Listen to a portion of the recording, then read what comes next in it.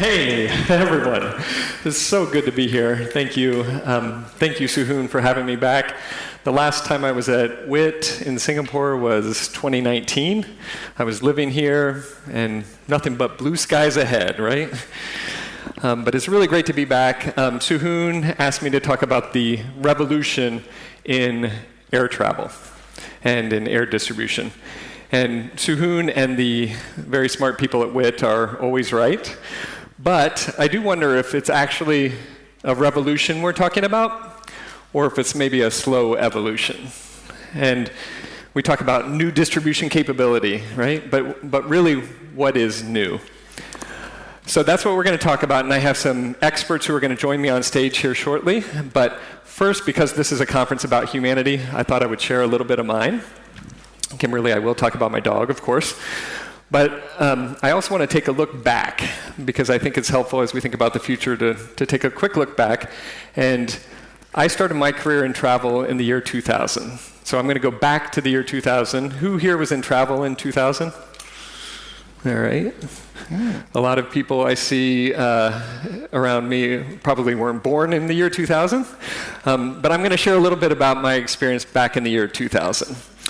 So in 2000, do you remember that? It was Asia was just recovering from the financial crisis of the 1990s. The internet had boomed and was just starting to show signs of bust. Oil was under $30 a barrel. Mobile phones were exploding all around. Here in Singapore, the first underground mall opened, CityLink. So 2000 was a good year. That's me. See, I had a wife, dog, no kids, completely blank canvas. Life was all ahead of me. And I was thinking, travel is one of those businesses that will always be around. And I really believed in this idea of connecting people and places. And I thought I'd go into travel. I also decided to work for an airline. And I went to work for American Airlines, which was one of the world's largest airlines at the time, and it was getting ready to buy TWA. Quite exciting. And at the time, it was really exciting at American, too. They were getting ready to spin off their global distribution service, Sabre. And you might remember that. And Sabre had actually just started an OTA called Travelocity. So a really exciting time. You were already with Sabre? Yes, sorry. That's exciting time for airline distribution. Sabre was really, and the GDSes were really cutting edge in technology. And it's hard to believe and remember that the airlines were, Amadeus, Sabre, Abacus, WorldSpan, they were all owned by airlines, right? So this was a time where they were starting to spin off. And at the time, computing and data was becoming more important. Complexity was increasing. I was an engineer, and I thought revenue management at an airline was a great place to start. So that's where I began my career in travel. Turns out I had really bad timing. It was not a good time to start in travel. We had the recession, the downturn in the economy, the September 11th, 2001 attacks, other accidents. It was just a chaotic time to work at an airline, and not a lot of fun. But there was a lot of interesting work at the same time. There we go. Because it was a time of significant change for the airlines and how customers and the airlines interacted.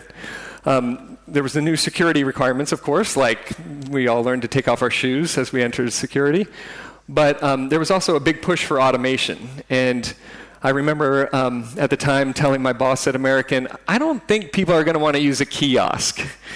And it turns out people just don't want to talk to anyone at the airport. You just want to go through as fast as you can. So I was wrong. I was right about another thing, though. I was seeing these OTAs and the travel agencies getting more and more significant to the airlines. Airlines were starting to push direct bookings. I worked on a project called Web Fares, and for the former travel agents or the travel agents in the room, you're welcome. These were non-commissionable fares. We called them Web Fares. But airlines just generally were trying to figure out if complexity was good or bad. And they were trying to compete against low-cost carriers around the world that were starting to really grow. At the same time, online travel agencies and meta-search sites were really becoming popular. And airlines didn't necessarily like that, but customers needed a way to compare options. Customers loved the transparency and the ease of use that they brought. I thought they were a great idea, and in 2005, I went to work for a travel agency, an online travel agency, Expedia. Do you all remember this logo? And there was a jingle that went along with it. I won't sing it for you, but it was a really fun time. And Expedia had spun off from Microsoft, so Expedia was full of tech people and consultants. I was brought on as the airline guy who could speak airline, and it was a really exciting time.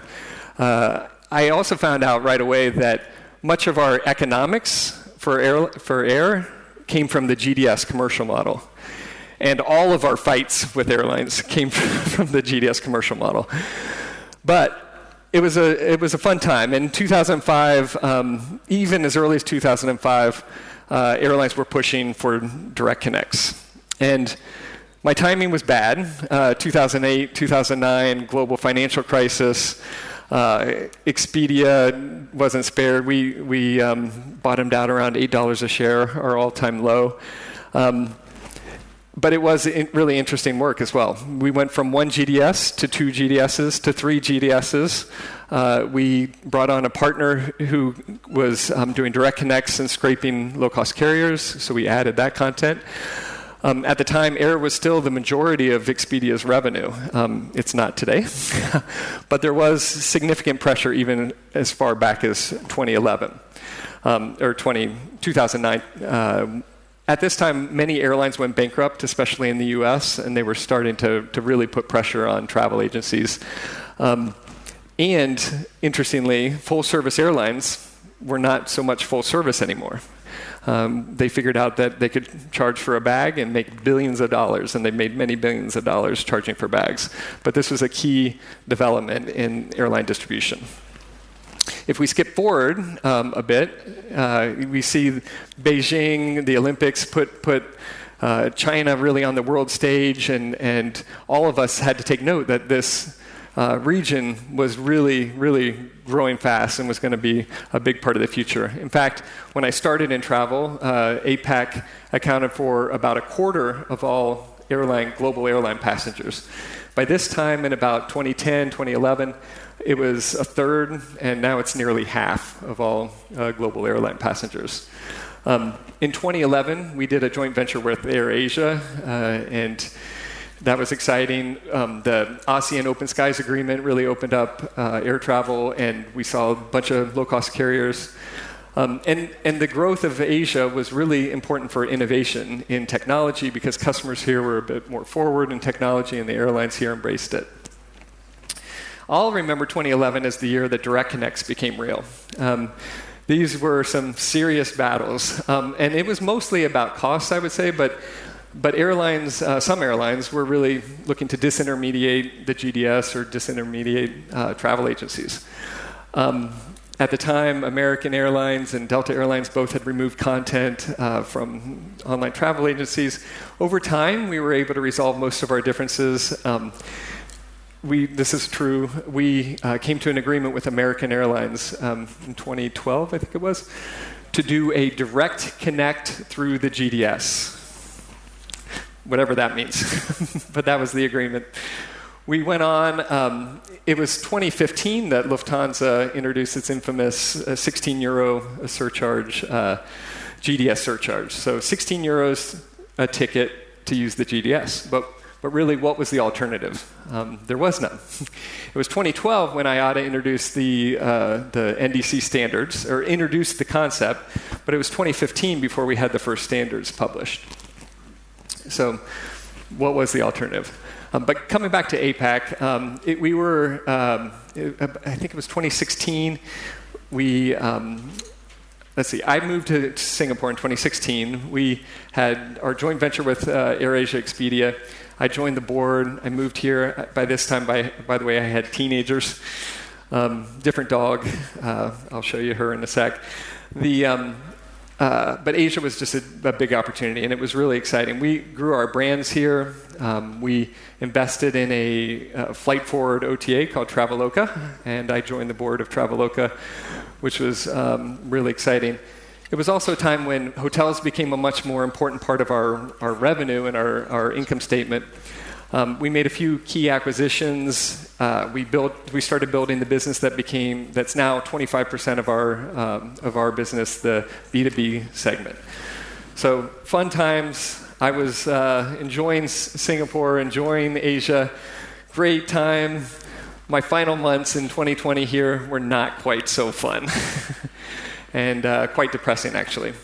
But somehow we managed. We all survived. And I would say that COVID, as terrible as it was for all of us, it really has made, it started really as a question of survival. And for those of us who kind of worked through that, I think it has made us stronger. It has forced us to be more creative.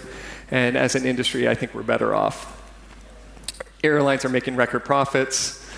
But I would say, and I'm going to ask my experts to come on stage to help me, but I would ask, what's really changed since 2000 when I started travel? What has changed in airline distribution? Is it better for customers today? Or is it better for airlines? We're going to get into that with our panel, but first I do want to show you, there's Kaya, named after the delicious coconut jam here. Kaya. And with that, you have a dog as a lead-in, guys. So this is a great time to welcome our panel to the stage. So I shared my journey, and I know all of you have been in travel for some time and have your own journeys. It's quite a topic to end this conference on, air distribution. We're going to kind of try to make this as interesting as possible and as quick as possible. I got a bunch of questions, and I'm going to start with you, Bertrand. You're in corporate travel, and a lot of what I talked about in air distribution certainly applies to you in some ways, but maybe not in other ways. How has air ticketing distribution changed for travel management companies? Well, a lot of things you said applies to corporate travel too, to be fair. So relationship with airlines, the complexity of aggregation of content, the need to provide tailored kind of products to our corporate customers as well, and trying to follow corporate travel policies, which might differ from one customer to another. The question around, do we need to fly low-cost carrier to go to Kuala Lumpur from Singapore? Some companies say yes, some say no, but in any case, we need to provide a solution for customers, obviously. So our big thing is obviously widening the network, building strong relationship with the airlines around here, and trying to make sense of all of it to make it easy for our customers to buy, I guess. And I don't know, did my talk about the battles with the airlines, does that resonate at all? Or how are the relationships between the travel management? Listen, it's a very hard question because there is no such thing as airlines. They are all very different. They follow different strategies, different standards, different approach. Some are more travel agency friendly than others. But in general terms, I would say that our relationship with airlines is very strong.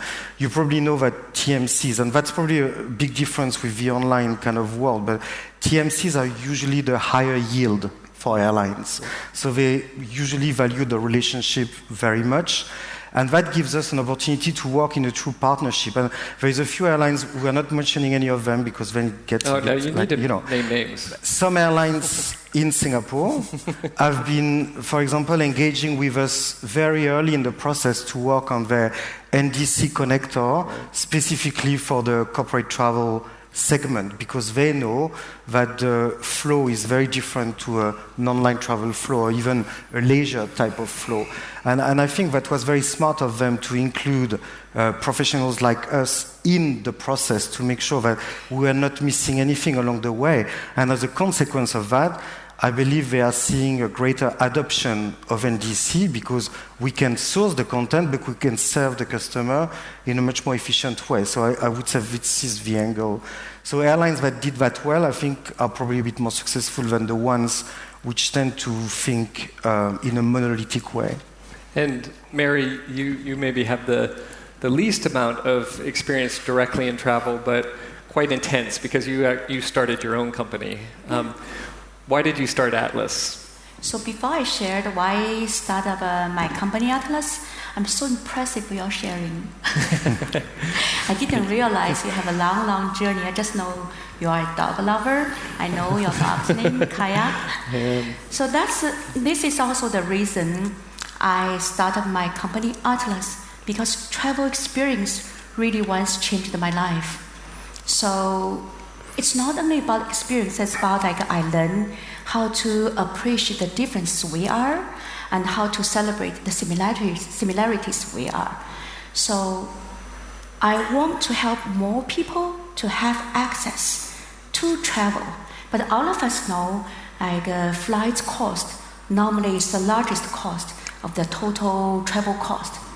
So I thought about that, me and my team, Atlas team sitting there, we decided to build a technology company which can connect the travel sellers globally with highest cost for low-cost content. We can help as much as more the people can access it to travel. And coming out of the pandemic, we've seen a lot of the low-cost carriers have grown significantly and all around the world. How has that impacted your business, and how do you work with that low-cost carrier content? That's a really good question. Pandemic, especially after pandemic, the travelers' demands change for many reasons. But we could see through the growth of low-cost carriers globally, we can see it is a reflect of the behaviors change. We can see something. Number one, so who has the most powerful spending power on the travel? It's millennials and Gen Z, just like we discussed in the past 2 years. Who are millennials and Gen Z? What's the difference between previous travelers? Some things. Number one, they are tech native. They're cost value conscious. They know exactly they want to have some impact what they have to the travel. And number two, they change their mind to choose how to purchase the travel. And they don't mind to someone offer them more access, which can offer them attractive price. Right. They don't have preferred airline preference. I have to take that, I have to take that. So it changed. Another one change is they travel, just like yesterday we shared about by Go City, by Klook. They travel because of the experience, not the conventional, traditional way. We go to sunbathing, we go to sightseeing. They change the travel purpose. They want to travel by experience, by food. Yep. And they don't have to wear reading glasses, this younger generation. Rajiv, you and I were talking earlier about vertical integration. Mystifly you started in 2012. You've evolved over these years. Vertical integration has become more important for you. Yeah. Tell me a bit more about that. Yeah, so we were founded with the intent to democratize air travel, bringing in every single airline, every single point of sale in the world into a single platform that did not really exist in that era. And in the process, enabling travel sellers, either who are selling flights or not selling flights at that particular point in time, get access to an API which was built for developers, and in the process, enabling them to sell global flights. That journey, of course, over a period of time, and particularly in the last 5 years, has seen a bigger difference because you mentioned about NDC. There's nothing new in that new distribution capability anymore, but the reality was, as we started working more and more with travel sellers globally, it was very visible that in a period of time, airline connectivity is going to become heterogeneous, particularly for international travel. Domestic travel in different parts of the world was already heterogeneous for a fact that low-cost carriers existed, and there's nothing new about that. But because international travel is going to become heterogeneous from a very homogeneous world where travel sellers depended on the GDSes to solve that particular problem, in the heterogeneous world, it's going to throw in new kinds of problems for travel sellers. And not just shopping as a problem, but also servicing as another big problem, and everything in between shopping and servicing. So for us, it was about, can we go through that journey where there is an old world and there is a visible new world that's emerging. And GDSes have done a fabulous job and continue to do that job in terms of driving that transition. But as partners, can we be that enabler that can quicken the process as far as the travel seller is concerned and bridge the old world to the new world through a heterogeneous shopping servicing platform that brings in all other elements, including revenue, and optimization, and heterogeneous, so on. I think, it's an interesting way to characterize. Yeah. And how does continuous pricing or dynamic pricing affect that? Yeah, I think we're still possibly in this world where, if you look at it from an airline standpoint, there are two axes. One is the static offers, because we're no longer talking about NDC, we're talking about offer, order, settle world. And in that world, there is, in the offer management side, there is a static offer that the airline has and static prices, right? I mean, that's the world that we're currently in the early stages of NDC. But eventually, what an airline wants to do is to kind of evolve this two axes into pricing determination, which is dynamic pricing determination, and creating an offer that matches with that price determined. Because as travelers, even today, in this heterogeneous world, there is a difference between what we want as a traveler and what the airline is able to give us as travelers, right? So eventually we'll get there, but it throws up even more larger problems because every model on which a travel seller has built their business today, including caching, to deliver faster response time and so on, will all go through a big crisis, right, in terms of reinventing, remodeling what they've already built over the years. Yeah. And at our end, we've built a strategic partnership with Google. We're one of the few companies that Google has invested in on their GenAI side. And with this partnership, we're bringing in almost 1.4 terabytes of data that we are structuring across different sources, which is the GDS data, the NDC data, and the low-cost carrier data, because that's what we do as a business, aggregate all three kinds of data sources, and use that information to deliver eventually something which is more reliable for the travel seller. Okay. So, Ty, I mentioned Sabre earlier, cutting edge in the 90s. Cutting edge today? I'm giving you an easy one here. Oh, this is the easy one. Thank you for that one. Thank you for that one. And sincerely, I mean, we're very dependent on the GDS. Most of the people here in the room use the GDS. Yeah. Tell us how the GDS has adopted into this new world. Yeah. I mean, the GDSs were born of problems with distribution. Problem was there's 200, 300, 400 airlines and people wanted to sell them, but they couldn't distribute individually. GDSes solved the complication. Right now, at this point in time, is probably that same point where we started, meaning the level of complication. Most OTAs have spaghetti for content. They're plugging in direct connects, GDSes are plugging in so much content coming through. So right now is the time where we, as a company, need to step up and solve the problem. Our job is aggregation, normalization, and then efficiency over the top. And with our partnerships with Google, we have a 10-year partnership with them, adding Intel over the top of that. So, we think we're in a good place because we have this foundational tech. We've moved a lot of our tech underneath. Everything's gone to the cloud, and we've gone to microservices. So we've got the foundation tech there. We've got, and I think we're doubling down right now, something which is different for us, around partnerships and around acquisitions. Before we wanted to build everything ourselves, realized we've got smart people like these guys that do a lot of good stuff, and that we should work with these guys, work out how to do it. So partnerships and acquisitions are going to extend our business. Sabre is also working a lot in hospitality, and as travelers don't understand the whole debate about GDS or not, or new distribution, they're taking a trip. Yeah. And tell me how Sabre's thinking about that whole journey and how it all comes together. Yeah. I mean, we have gone down the path. So we have our core as flights, we've moved into accommodation, we have rental cars, cruise ships. We have all that, and all the GDSs generally do. We have taken a bet, we believe is a natural extension of that. Shop, book, service, and pay. We've moved into the pay space. We bought a company called Confirma, and it's a virtual payment platform, not a virtual payment option. So like us, a GDS, we're a platform for content. But we're extending the platform into payments, and we see that as a big opportunity. We're investing a lot in that space.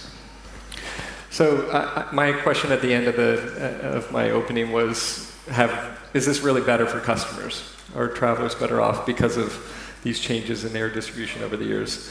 I think customers have choice.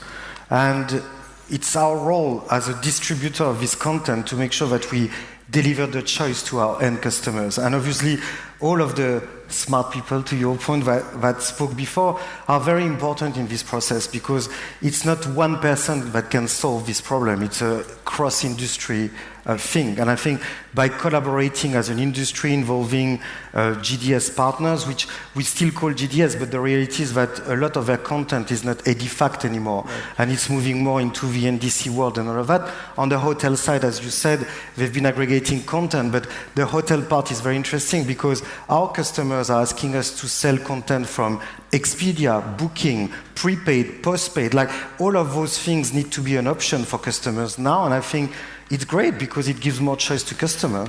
But do customers have more choice when airlines are making decisions to pull content from certain channels or discriminating on pricing?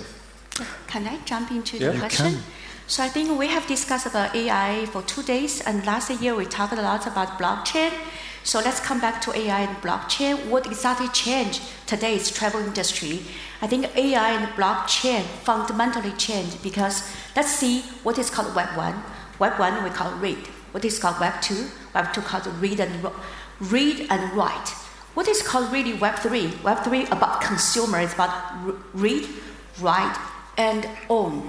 So AI and blockchain return the superpower back to the consumer.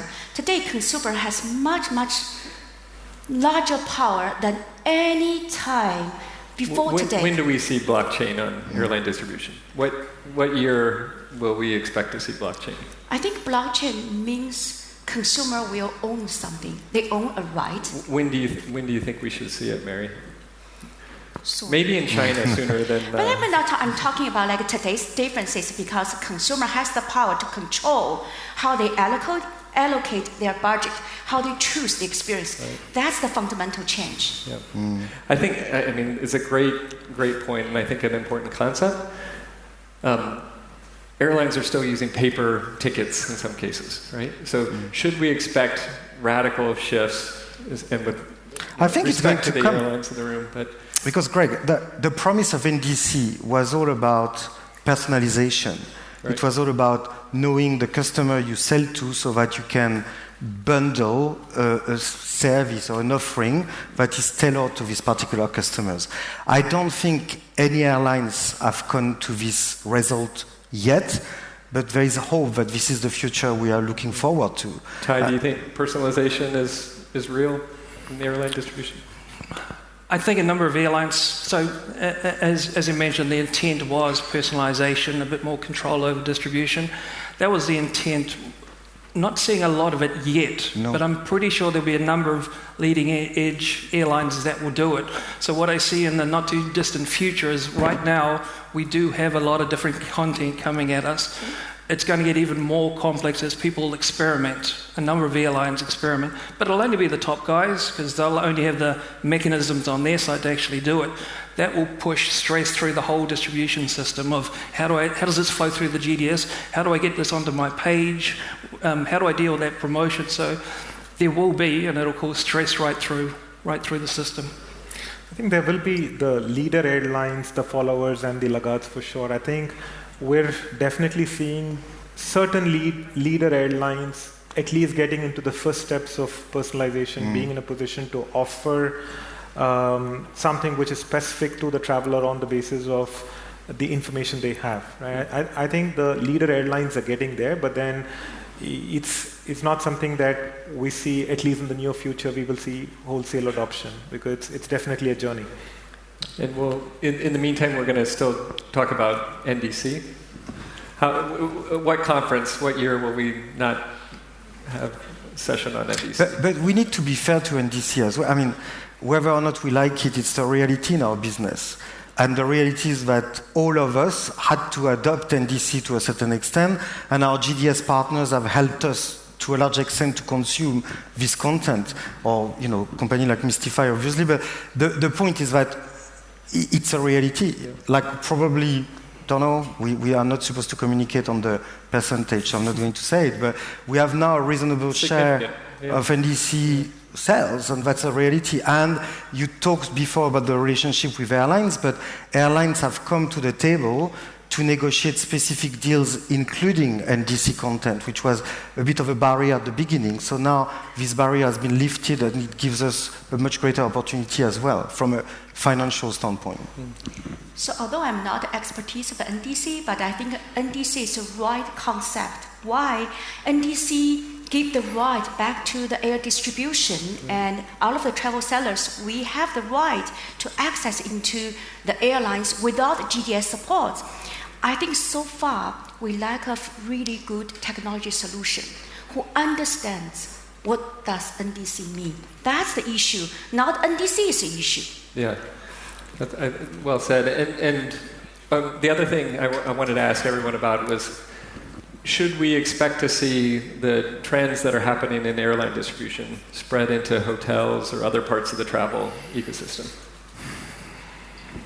I think,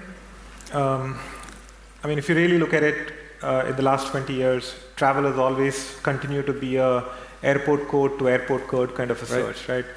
And I think with at least, not just from an NDC standpoint, but in general, the advancement that we've had in the last year or so with Gen AI, I think gives the opportunity to kind of make this a couch-to-couch travel where you're able to kind of create an offer that's relevant for the traveler that includes every element of that entire trip, famously called as the connected trip in some sense. But I think there is definitely a pathway towards creating a bigger, offer or a journey which includes different elements of travel. Who leads on that? Who's going to make the connected trip a reality? I think it's the role of technology providers to do that, and I think that's where from being an NDC journey today, we talk about OSD, which is a combination of creating an offer, order, settle, and in that offer being in a position to create dynamic offers which are not just about the intrinsic products that the airline has, but also their ability to bring in external products into the mix to create an offer. And I think it's I'm sure GDSes are already evolving in that space and doing something there, and businesses like ours are investing there as well. Do you think there's demand for that? I think the hotel situation is very different than the air one. I mean, we have tools today that we use where our travel consultants could see in real time the same hotel in different channels, the commission we get. Like, it's already very advanced in that front. Now, the end-to-end trip, I think this is the ground that we are all after. And, you talk about technology, and I agree with you. This is my point from the beginning. I don't think one can solve it all. It's like a bit of an addition of different components that make us in front of the customers be able to deliver this end-to-end, which has been the biggest demand of any travelers. It's like, I want help, not only when I book, but when I travel and when I go through all of those different steps of my journey, which, as you know, can go wrong. Mary, do you think that this industry thinks enough about that traveler mindset, about what the traveler's thinking? Yeah, I think just like I shared before, because the power given to travelers has completely changed because of AI and the technology. I agree with the Thai. So I think this is the first time we are talking about partnership. So the mindset has shifted because air distribution tech industry has been dominated by GDS. Sorry to say that, for longer time. So, but I'm happy you say that this is an ecosystem. We have to embrace partnership.